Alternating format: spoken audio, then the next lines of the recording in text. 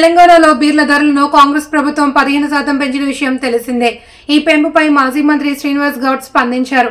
గత బీఆర్ఎస్ ప్రభుత్వం మద్యం అమ్మితే రాద్ధాంతం చేశారని, ఇప్పుడు ఒక్కో బీరుకు 30 నుండి 40 రూపాయలు కనీవినీ రీతిలో పెంచడం దేనికి సంకేతమని మండిపడ్డారు.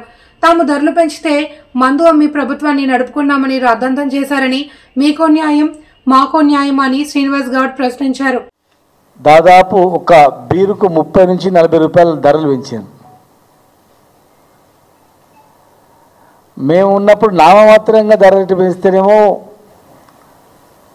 మొత్తం మందమ్మి ప్రభుత్వాన్ని నడుపుతుందనేటట్ల రాద్ధాంతం చేసింది. మరి ఈరోజు ఎప్పుడు కానీ వినే రీతిలో ఇంత పెద్ద ఎత్తున 30-40 రూపాయలు పెంచడం అనేది మరి దేనికి సంకేతం అడుగుతా ఉన్నాం.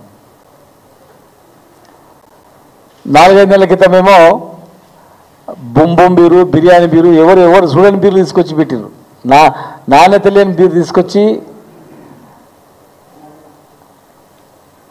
దాని ద్వారా ఆదాయాన్ని నింపుకోవాలని చూసిండ్రు.